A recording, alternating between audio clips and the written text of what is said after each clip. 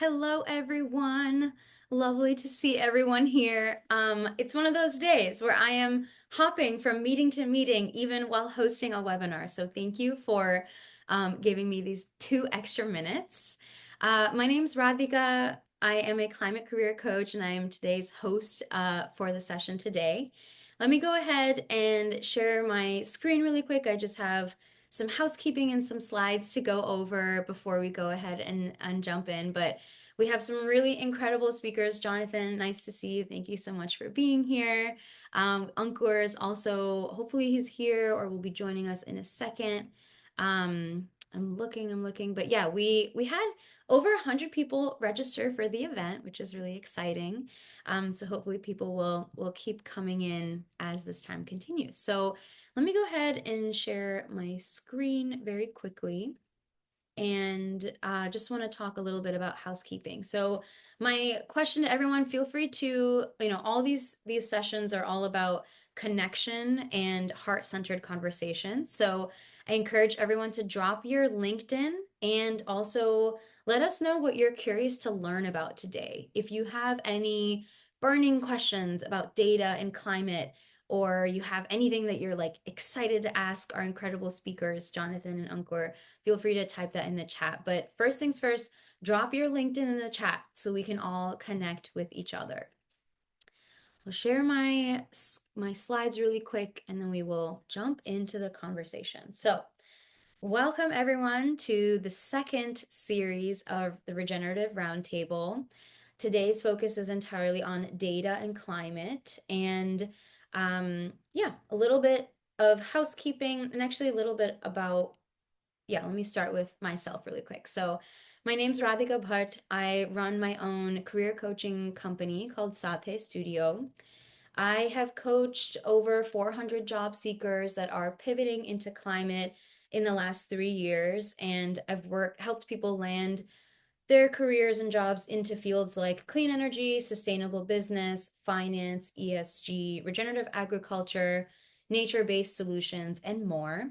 The thing that really energizes me about this work is helping people find work that not only aligns with their skill set, but also aligns with their heart and the world that they want to see. So if you're ever interested in working with me, I will drop my information there. But I also really quickly want to shout out our next Regenerative Roundtable will be on March 10th, and it's going to focus on circular economy. So I'll drop these links in the chat really quickly. But there's more, this is a monthly event series that happens every month, highlighting different people, different speakers, their career paths, and how you all can get involved as well. A little bit of housekeeping. I do want to share that this is a Zoom meeting, not a webinar. So please make sure to keep yourself on mute. And if you forget, I can try to go through, but I think we have quite a few people on this call, so it'll be hard to do both. So just make sure to keep yourself on mute. You're also welcome to be on video. Again, this is a meeting, so we can see each other's faces. Feel free to ask questions in the chat. I'll be, moderating the conversation, but I'll be keeping an eye on questions. And please remember to remain respectful of all attendees during this discussion. Again, to frame the conversation, this series is all about speaking from the heart, building regenerative, lasting connections, empowering people to take action, and uncovering career paths for recent graduates and professionals in climate, or people interested in working in climate. So with that, I will now introduce our incredible speakers. We have Ankur, who's a geospatial data scientist and founder of Planet Sapling, and Jonathan, who's a data scientist at the Harvard T.H. Chan School of Public Health. They are both doing such incredible work. I'm so excited to have them here. Thank you both for being here. I will stop my screen share and just, I'd say, tell us a little bit about yourselves. Tell us what kind of a little bit of your career path and kind of how you ended up where you are today. Either one of you want to start?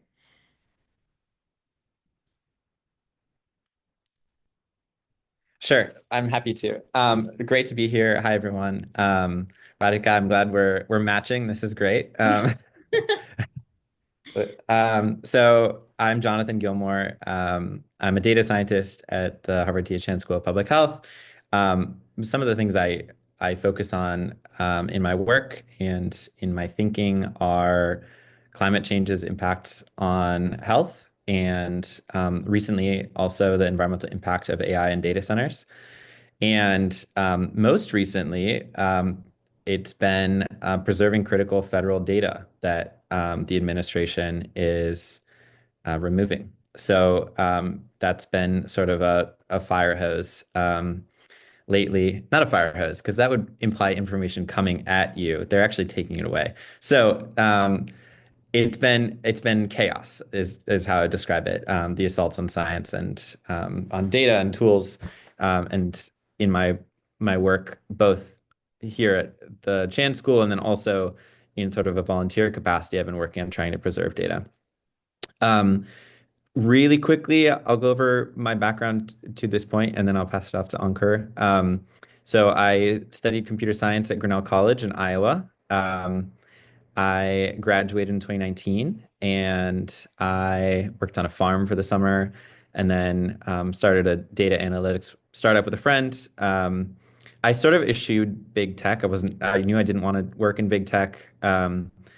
And which a lot of my peers in computer science did. And I was trying to figure out what would feel like a fulfilling and exciting career path for me.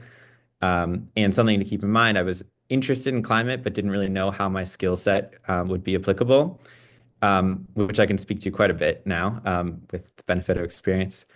And in early 2020, of course, the pandemic hit, and I was looking around for ways to help out. And I found the COVID tracking project at the Atlantic magazine and volunteered there. And heading into the winter 2020, 2021, realized just how bad things were going to get, and left the startup to volunteer full time, and feel really privileged that I was able to do that. I moved back in with my parents, and had the support to volunteer full time, which is something I think that we all should be paid for our work. But at that point in time, I was in a position where I was able to volunteer, and it felt like a worthwhile enterprise to donate my time to. So I did that, got into public health, and then started a small public health consultancy with some colleagues from the project, and worked with the Rockefeller Foundation, first on public health, then on sort of the intersection of public health and climate, which is really exciting because I was able to get into climate, and burnt out really hard from working on COVID during COVID, and took a bunch of time off, spent a lot of time in nature, and started looking around for ways to get back into climate, and found this gig at the Chan School where I work on the public health impacts of climate. So happy to dig into any of those things that you all are interested in, and so glad to be here. Awesome. Thank you, Jonathan. And that was a fantastic intro. And thanks for the work you're doing regarding federal data set preservation. I think that's so much needed and really appreciate that. So my name is Ankur, and I am a geospatial data scientist focusing on the intersection of climate data and data science and using data for climate adaptation and mitigation. Recently, as in 6 months ago, I founded a tiny startup, Planet Sapling, and the mission is to focus on using data to translate it into climate action. And what I mean by that is creating climate risk maps for communities and organizations, whether it's visualizing extreme heat risk, drought, flood, fires, and also mapping industrial assets which can pollute surrounding environments and communities, such as mines, refineries, chemical factories, and so forth, and mapping their ownership with accuracy. So those are some of the things I'm doing, along with some side projects like mapping vegetation change in U.S. national parks due to climate change in the past 20 years. I'm also working with the Project Drawdown to map Climate Solutions Explorer and help them create that. So it's been interesting and a fun journey. But my background is in earth science and physics, and I graduated in 2019, like Jonathan yourself. And then my first job was at a partnership project between NASA's Earth Science Division and the University of Alabama in Huntsville called NASA Impact. And I was there for nearly a year and a half, and I focused on increasing accessibility to NASA Earth data. So as you know, NASA has a ton of data. You can explore it on earthdata.nasa.gov or Worldview. and it's a humongous source of many data sets, but it needs accurate metadata, accurate keywords, accurate things for researchers to access and use them. And even the file types matter a lot in terms of how interoperable they are. So I was doing more of that, and also prototyping use cases of Earth data, like mapping aircraft contrails on MODIS imagery, or even curated a data set with a colleague to map marine debris in floating waters near coasts. So that was a model, object detection model, to do that. And then after that, I shifted my focus onto climate work. And so I took a break and I joined a startup called Climate Engine, where I was for nearly 2.5 years. And Climate Engine was a very tiny startup, commercial, and very different from NASA Impact, which is more federal and academic. And I focused on the same things I'm doing now in terms of mapping climate risks, but it was more global work to map and create algorithms for different climate hazards. And I learned a lot of my skills that I work on now at Climate Engine. And then last year in July, that's when I founded Planet Sapling, and that's the journey I'm on currently. So glad to be here. Very cool. Thank you both so much. And I think the one thing I want to call out is about your career paths is that it's also been like winding, or like a squiggly line, right? Like it's, and I think that's really powerful, especially when we're talking about if there's any recent graduates in the room, like oftentimes we're told like, or we think that our career has to be a certain way, or our universities kind of draw a straight line, right? But the reality is that that's not always the case. And a lot of people have beautiful squiggly career paths, and it adds more to our resume and more to our experience as well. So thank you so much for sharing that.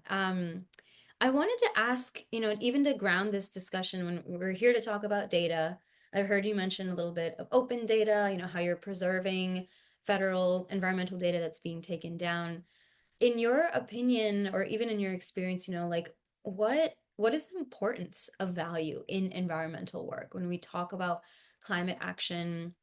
We've talked about how data can be used for tools and things like that, but I'm curious just to kind of ground us in like the value and importance of this work, like in your mind, yeah, what is the role of data in climate action? I'm happy to start if that's okay. And I think data has a huge role to play in climate action.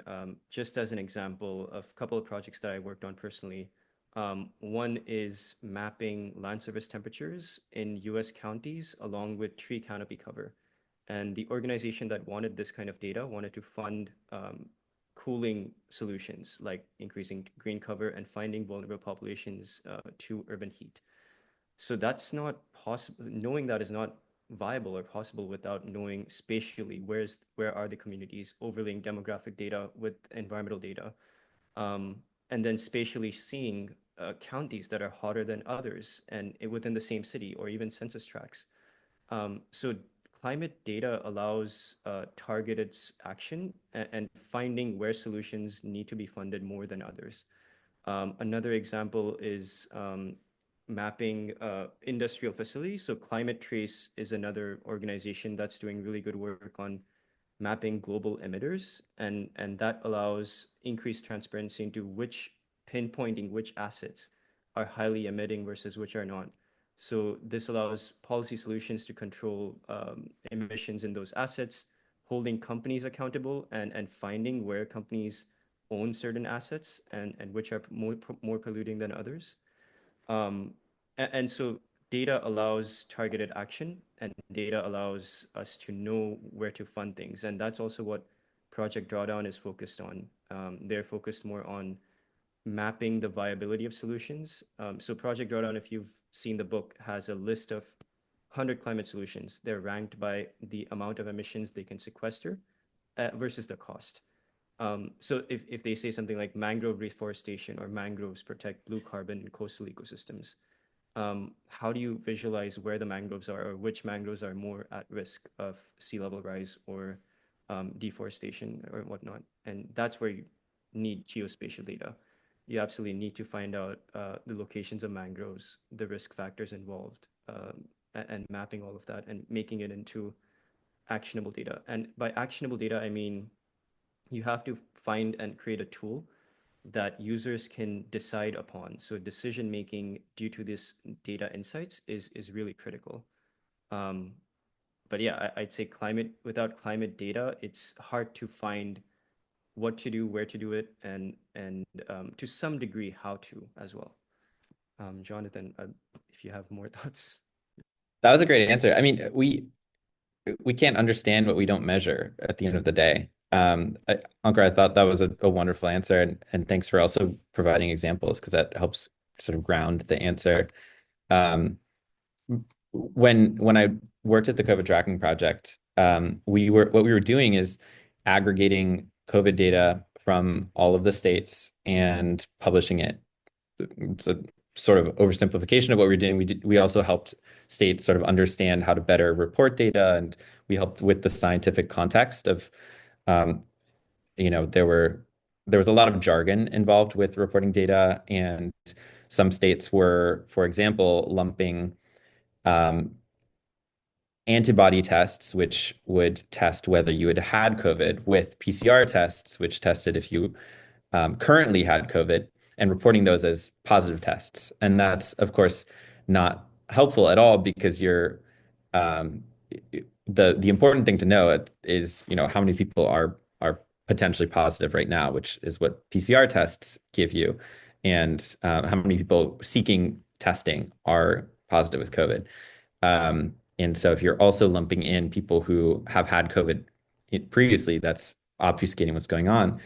And the reason that we had to exist as an entity was because, again, the federal government abdicated its role in helping us understand what was going on. And the CDC didn't publish COVID data for the first 2 months of the pandemic. And then when they did publish data, it was wrong. And so we needed to function as sort of a watchdog organization to first do the work, and then when the CDC started doing the work, to act as an independent fact checker. And we actually did work with government to help them get better at their data collection processes, and that providing that data helped policymakers, journalists, and the concerned public understand what was going on with the pandemic. And it's the same thing with climate data. I mean, we need to understand what's going on with the climate, with what our impact is on the world to be able to work on solutions. And when we don't have that data, we can't do that essential work. Yeah, absolutely. Thank you so much. And that also makes me think of, so even prior to my work as a coach, I actually worked I had an entire career in the government.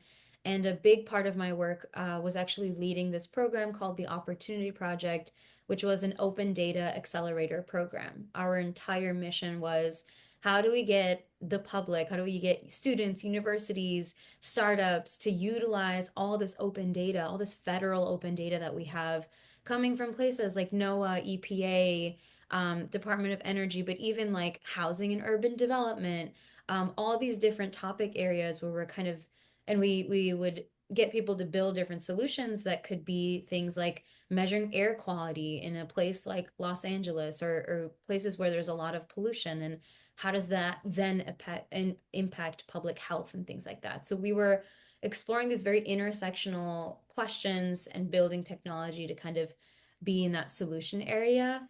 And a lot of the work that I did, it was kind of a mix of like technical and non-technical. So I kind of want to ask you, and there's a question in the chat as well of, as a recent graduate, with a background in sustainability management, what types of data tools would you recommend learning? And I want to expand on that to say, like, to work in the data and climate space, like, do you have to be a data scientist, or are there other ways to be able to use this knowledge, or like use the power of data in your work as well?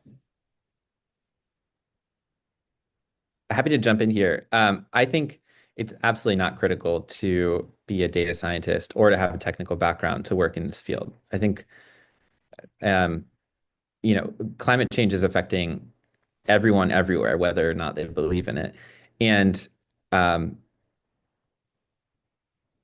Project Drawdown actually, and Jonathan Foley, the director, espoused this every job is a climate job framework, which I think is really helpful because we need everyone to participate to effectively tackle climate change. And I think that every skill set is needed. And I also we could really get into a rabbit hole with this, and I'm not suggesting we do necessarily, but I think with AI tools coming out and the sustainability of AI is a huge concern of mine and environmental impact thereof. But with AI tools, performing technical analyses and doing the technical part of the work is getting easier, and which I think is great. I think it's democratizing some of these tools and techniques that have been um, relatively um, hard to learn or have required time and energy or education that isn't accessible to everyone. Now with AI, with various AI tools, it's becoming easier to perform some of these analyses. And we can get into the whole discussion of AI hallucinations, and you have to make sure that you are checking what's coming out. But I think that that's great. And I think that we need people who care, who are bringing different skill sets to the table. And I think every skill set is necessary.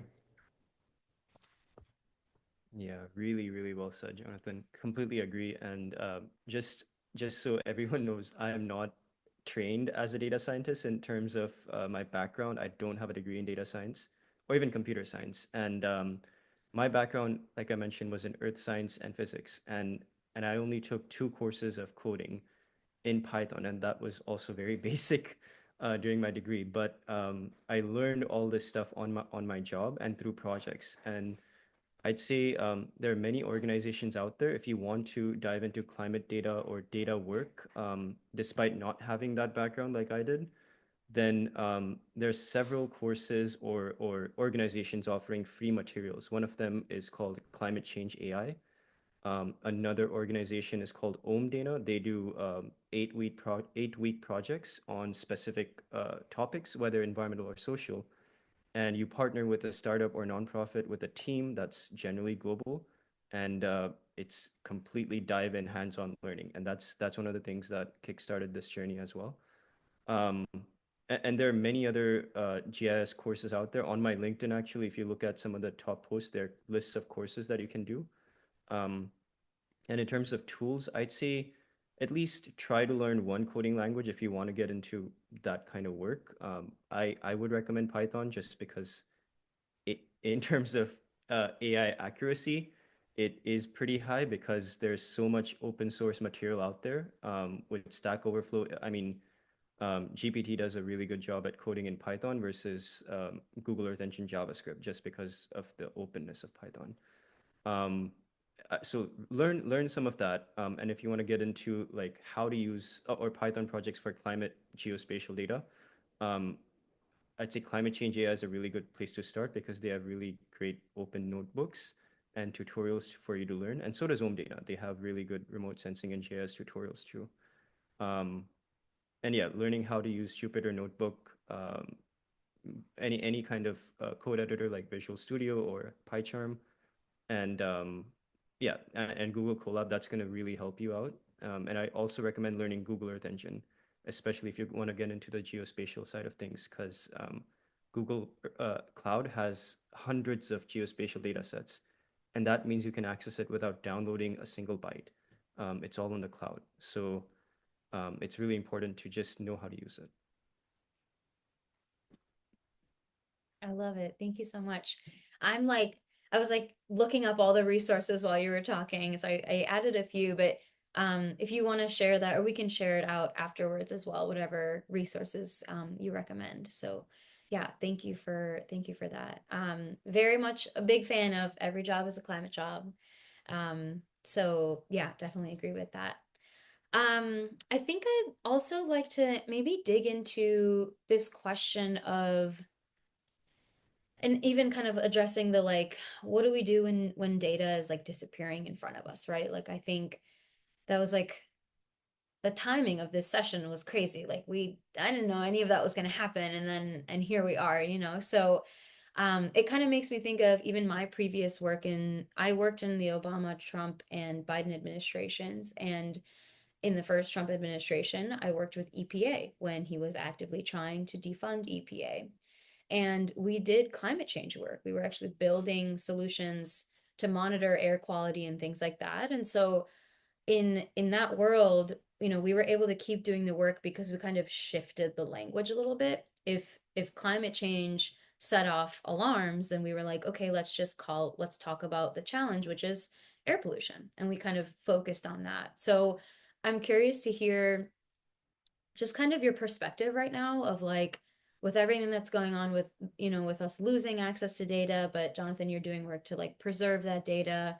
And again, it's like, you know, we've this is our second rodeo with this administration in a way. So I'm curious to just hear your take on like what do you think maybe at like the individual and organizational level, like what can we do to preserve and like use this data and kind of move this work forward even during a difficult time like right now. I think that we're going to see, I think I would like to see foundations and philanthropic organizations and civil society organizations stepping up to the plate to fill the void that the federal government is leaving by abdicating their role, honestly, in leading this work.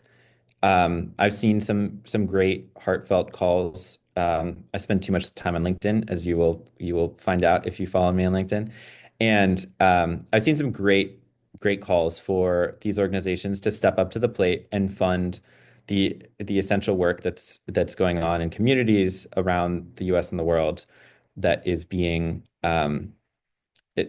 relinquished by the federal government. I think it's a huge mistake, and I also think that the the attacks on science and environmental justice and health and research are making the United States less safe and less powerful and less relevant, which are all the things in theory that this administration promised to do. So I think that there's immense hypocrisy. I think that that's sort of inherent and not necessarily um, a surprise to those who have been following this. Um, that said, I would like to see. I think that we will see people who are interested in this work stepping up and finding ways to help out. And we're trying to preserve as much data as we can, and we're making that publicly accessible. I can send out some links after this or how to access that work. And we're still trying to figure out, you know, with some of the data sets and tools that we've preserved, um, how do we make those as accessible and open as possible? How do we pay for that? How do we get the word out that we're doing this? And so we're still working on some of those things. But given that the goal of this whole enterprise of saving data is to make it accessible and open to people, I hope that we see folks dig into it. I think that perversely, the federal government trying to take down some of this critical data and some of these tools is actually bringing more attention to the tools. So the fact that we've saved them, means that people who maybe had never heard of this before, maybe never heard about the climate and economic justice screening tool or EPA's EJ screen, will open up our versions of the tools and go, hey, this is pretty cool. This is interesting. Sure, there are flaws, but there are flaws with everything. And I wonder how we could make this better. I wonder how we can use this to support the most disadvantaged communities amongst us. And I think that we're seeing support for science and for environmental justice and for DEI, which has been insanely maligned by the administration. That is really heartening to me. People are saying this matters. I care about this. And I'm going to do what I can to support it. And that's what makes the work worth it for me at the end of the day.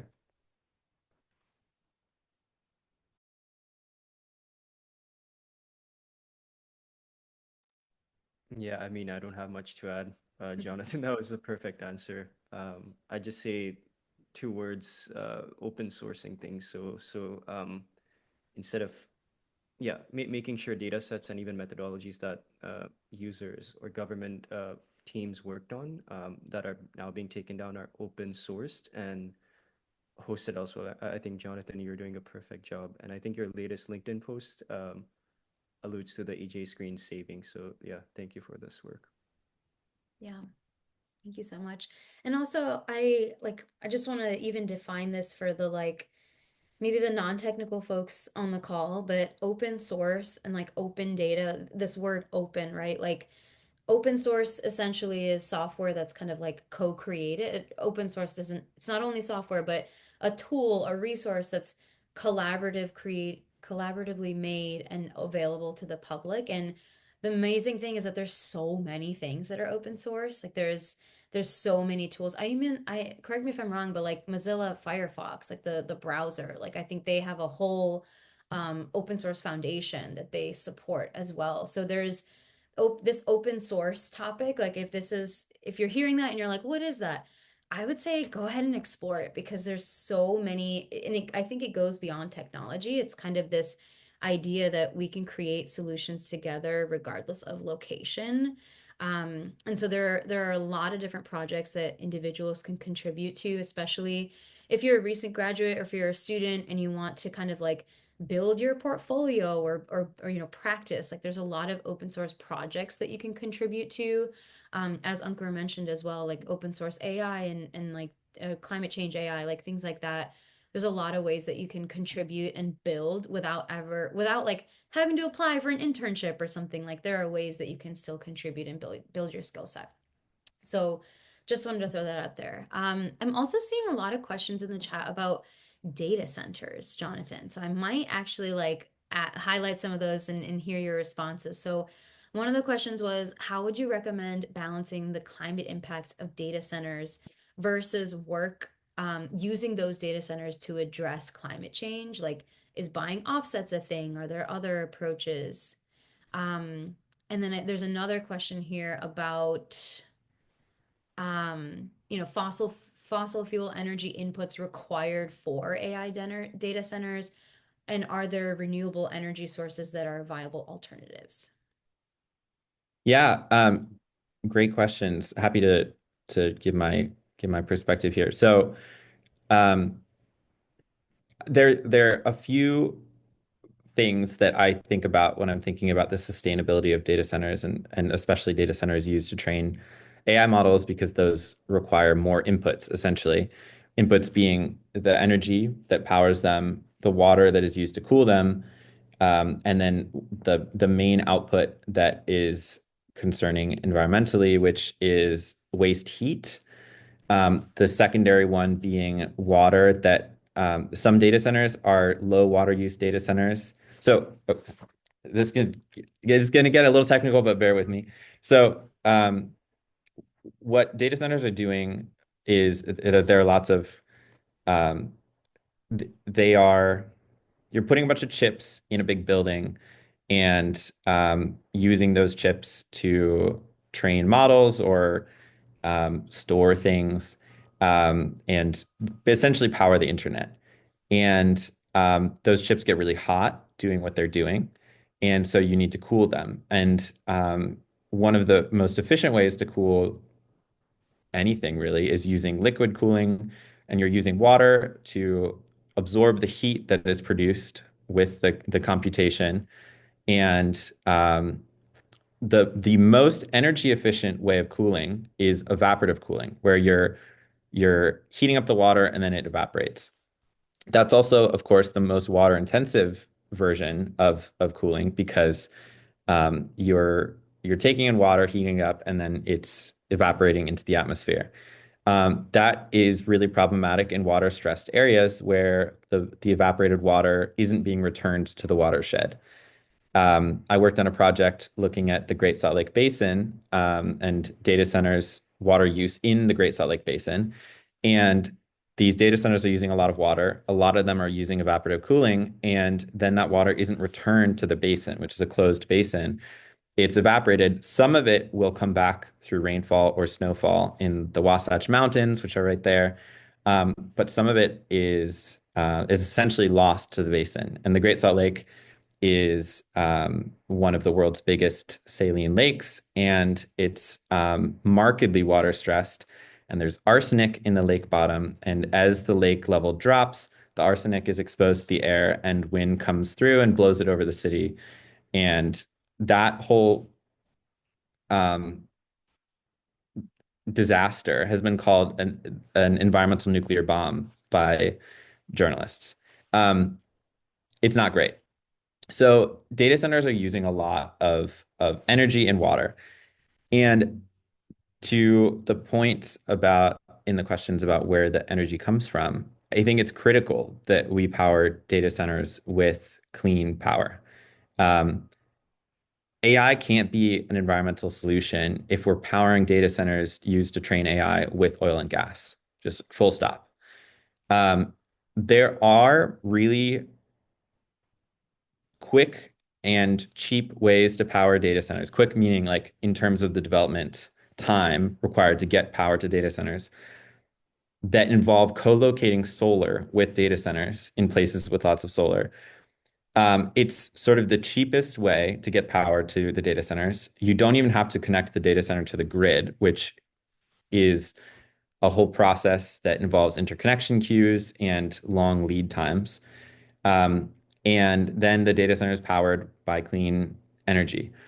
What these technology companies are grappling with, though, is that while that's cheap and clean, it also doesn't provide firm power. And so on a cloudy day, they might not have enough energy to power the data center.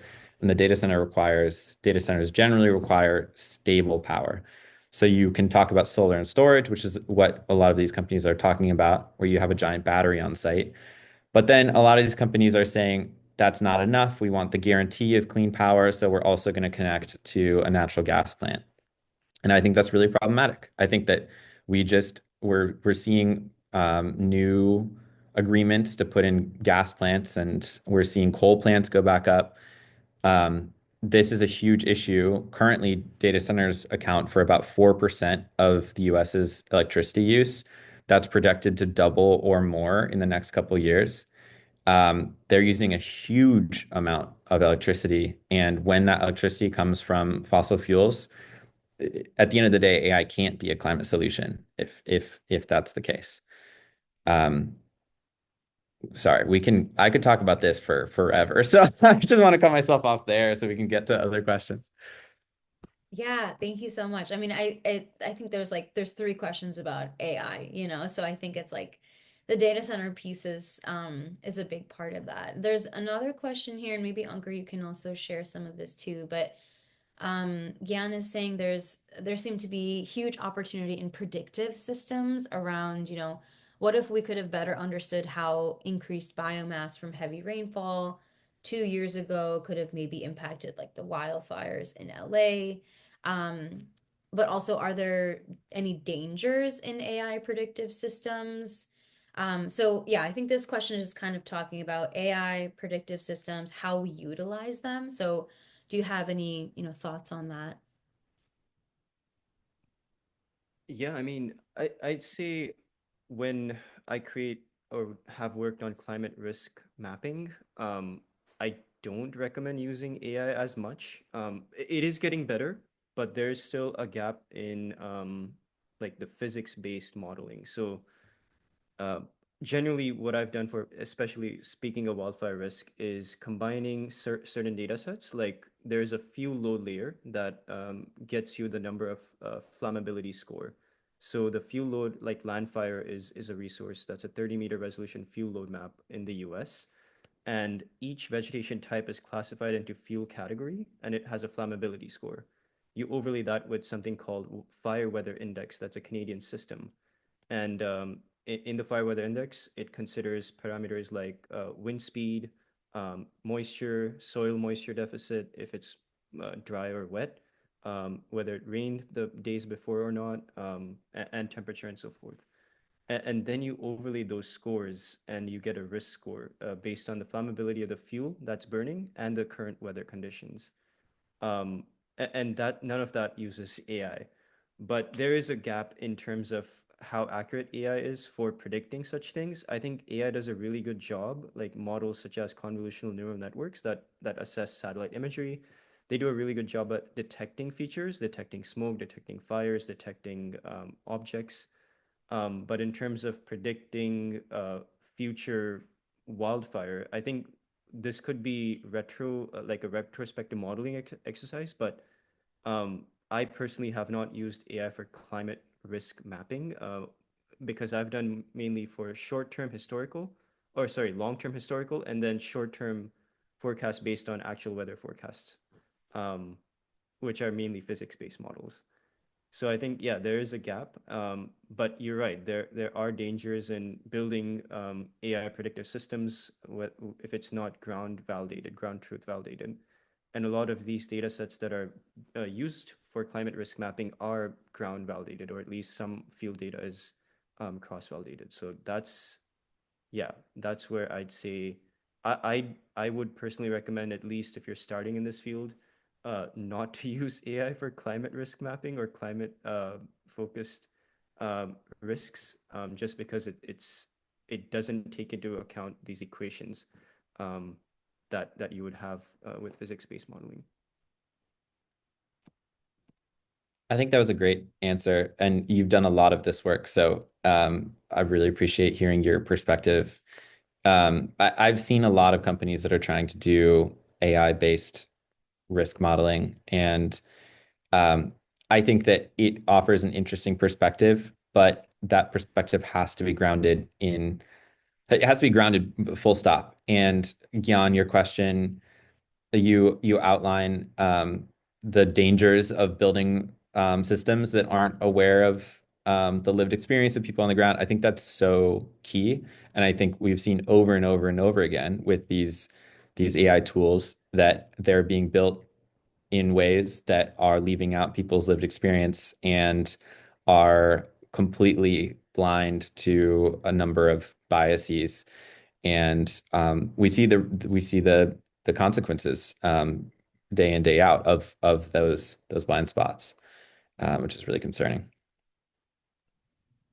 Yeah, thank you both for your answers. And I think almost related to that too, Haven asked a question here about, as someone working in the re-indigenized and place-based ecological justice data space, do you have any recommendations or insights on trends around data sovereignty? I think that's like, it's they go on to talk about curious for any guides or courses around sustainable data processing, grassroots methodologies for geospatial analysis, but maybe that goes into what you just said of how do you combine data with the lived experience. And I love this term data sovereignty as well. Super interesting question.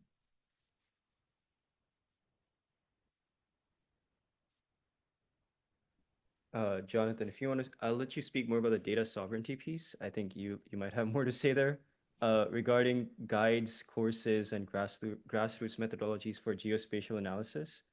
Um, I'd say in terms of courses, there's a let me just make sure I'm saying it right. UC Boulder, so University of Colorado Boulder, has a course called Earth Analytics. Let me make sure I'm saying it right. Boulder. Earth Lab. Yeah, there we go. Okay. Um, and they have a really nice Earth Data Analytics professional certificate. And I think some of it is also free, so you don't have to necessarily pay for unless you want the certificate. Um, a lot of this is one of the best things I've seen in terms of a beginner level intro to geospatial work using Python, so not using anything that's paid. And that's a really good piece. I have a PDF of list of courses, so I can send it to you, Radhika, and you can email them. Yeah. And also on my LinkedIn profile, if you just look at some of the featured posts or top posts, it's entirely lists of GIS courses, but I do have the PDF, and I can email it to Radhika, and she can send it over. Um, yeah. And Jonathan, I'll let you speak about the data sovereignty piece. Yeah, great question. Regarding trends in data sovereignty, I think unfortunately the trends are not great. I think that we're seeing AI companies gobble up as much data as they can with no regard really to the law, um, and sort of fight the eventual lawsuits with the gobs of money that they're making from releasing these models based on the data that they are gobbling up. Um, I have a great friend, Jordan Lowen Colon, who's working on indigenous data sovereignty. I'll pass along his LinkedIn. And he would be the person to go to about this. He's done this work for years. And I hope that I hope that in this moment, I think there is a lot of attention. Well, I think that the actions of the administration right now are showing us that their strategy is to divide our attention and to be a fire hose of information such that we are not sure what to focus on and miss things, and that's all the goal. That's what they're trying to do. Um, they're throwing 100 things at the wall and seeing what sticks, and it's hard to track 100 things happening at once. I think there were 200 executive orders within the first couple of weeks, actually, and so that's difficult. But as try as we might, I think it's important to pay attention to the data component and um, ensure that we're not letting the government fully get rid of the data that we taxpayers have paid for. Oh, Radhika, amazing. Thanks for that. That benefit us all. And I hope that the attention on these issues um, brings additional effort and resources to data sovereignty work and to environmental justice work. And it's not going to come from the federal government, but I hope that we all can tackle the work that needs to be done. Yeah, thank you so much. And I know, just so everyone knows, I'm going to be downloading the chat, and all these links and all these resources will be compiled and sent out afterwards as well. And the meeting chat will save everyone's LinkedIn. So if you want to continue connecting, please feel free to continue dropping your LinkedIn in. There are a few more questions, and I've got about 10 minutes left. I do want to call out, there's a careers component to these sessions as well. There's a really good question here about, given recent leadership changes within sustainability and climate data taking a back seat, where should we focus our priorities in shaping our career portfolios during this transitional period? Maybe from the recent graduate perspective, but I think this is a big question that mid senior, like everyone that's interested in climate is kind of like, well, like, is now the time that I make my career transition into this space? If you're a recent graduate and you have this degree too, I think that question of like, well, what do I do now is definitely there. So, any thoughts that you have for like recent graduates, climate curious or motivated professionals? How do you shape your career in a time like this? Yeah, I can jump in. I mean, yeah, this is the time to jump in, right? It's the most important time to jump in. I'd say avoid any government jobs with related to climate, of course. That's likely going to be gutted, if not now, in the near future. I'd say private sector and nonprofits, which are philanthropically funded, might be good areas to investigate because that's more independent money, and also do not rely on private sector companies, which depend on government funding, of course. Uh, so focus on I would say at least if you're more risk taking, startups is a good idea just because you gain a lot of experience in a short time, but you don't have like career longevity or at least the job longevity prospects are low, but you will gain a ton of technical skills and experience working in a startup. So I did that. I know from experience that's true. You could, I've heard horror stories as well. So find a good team and make sure you have good references. But working in a climate startup has, for the most part, paid off for a lot of people I know, including myself. In terms of what to do now to fill in the federal gap, um, I'd say also get involved locally as much as your time and energy allows. And what I mean by that is maybe working at a local nonprofit or finding where you can volunteer locally, speaking up at city councils for local climate action, whatever solution is most relevant. An example is I'm leading and co-leading the Huntsville Environmental Coalition. I live in Huntsville, Alabama, completely red state.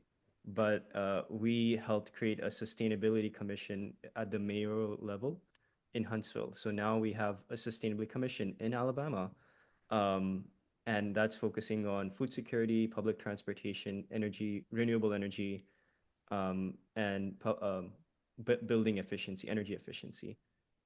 All of this was in a report that did not really mention climate change a lot, but we are focusing on climate solutions without having that term, right? So depending on your local context, whether the audience is more, uh, open to climate or not, or if you're in a red state like I am, just adjusting the message from climate focused to maybe economic or health focused or whatever works. Find your messaging, find your tribe, and don't do any of this work alone. Find people around you who are interested and build community. So I'd say, yeah, get involved locally, and that's going to reward and feel really fulfilling. At least for me, it has been one of the most fulfilling things I've done. So I'd recommend doing that. Tough act to follow there. I second everything Ankur just said. Um, I think that I feel passionately that this work is still extremely important. And regardless of the attention being paid to it by the federal government, it's still, people still care about it. And you can find ways to massage the language if you have to about why this is important. That's critical whenever you're working in policy. You figure out what your stakeholders want, and you figure out how to figure out you just change the way that you're presenting whatever your solution is in order to make it palatable and exciting to them. And I think that we're going to have to do a lot of that. And many of us have experience doing that from the first Trump administration and working in places where people might be a little bit unfriendly to something that is branded climate change, but who would wholeheartedly support cleaner air or economic security, etc. I'm a big proponent of following a trying to find a career path that really resonates with you and that you're excited by and that is in alignment with your goals and ethics and your passions. And so um, I think despite the leadership changes, I think those of us interested in this should keep our priorities on this work and just figure out ways to talk about it and to couch it that are palatable to those people we're presenting it to. I love it. The work does not stop based on who is in power. The work stops if we stop doing the work. So I love, yeah, I love what you both said. And it's honestly like it's remarkable how many opportunities we can also create ourselves. And I think in this time when, we're seeing nonprofits lose funding or projects lose funding or things getting pulled down, like um Jonathan, I think you were like the first person that I saw that was like, this got pulled down and we just saved it and we put it over here. Like, and there's so many people doing that every day, especially even with the whole like USAID workers getting laid off and things like that. Like, there's so many people that are just stepping up to being like, I compiled this resource, here it is. And I think that everyone here has that capacity as well and has that power to say, oh, I saw this thing and I saved it or I put it here or I contributed to someone else doing that. I think that's really what I mean by creating something is maybe you're witnessing something, you're seeing something on LinkedIn and it's something as simple as,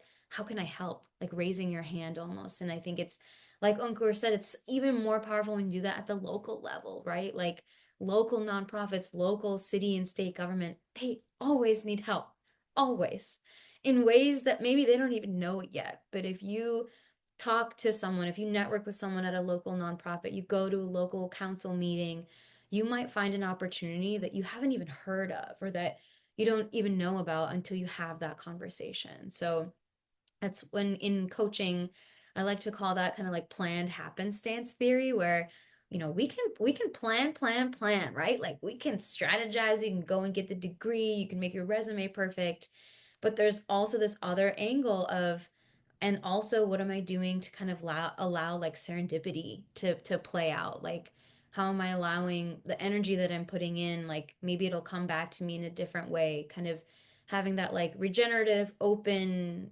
playful mindset as you move through this. You might find opportunities that you didn't know about before. So just so happy about this conversation. I know we have like 2 minutes left. There was a really good question. I'm gonna see if I can find it really quick. There's a good question about global south and like data deserts. I want to call that out. But there was also a really good question about, are there any areas of ecology or environmental science that need more observation or need more data? So maybe we can end on that question and any like final notes or wisdom that you both want to share. Mm. Okay, the global south question. So yes, that's a big issue. Since we're like almost at time, I'm just gonna plug in something. So I'm creating a global community of geospatial folks. And even if you're not a geospatial data scientist but are interested, you can join. And it's across 60 countries, and the goal is to really focus on the global south, create regional open source models for things like wildfire risk or flood risk or sea level rise mitigation, and create data sets and methodologies that are open and easily replicable across different geographies depending on the local context. But the goal isn't to create something that's globally applicable, but regionally focused and replicable. So we are trying to collect data and build data sets for places like parts of India, Bangladesh, Vietnam, and so forth. And there are lots of people from many different countries. Currently, it's a strength of 200, but it's growing. And if you're interested in joining, just email me or message me on LinkedIn, and we can get you in. So that's something that's actively I'm working on. And if you're interested in contributing, it'll be great. It's a way to build your resume and experience the technical skills, and ultimately the goal is to also have paid contracts based on project opportunities. So it's called Local Solve, and yeah, just email me or message me on LinkedIn to find out more.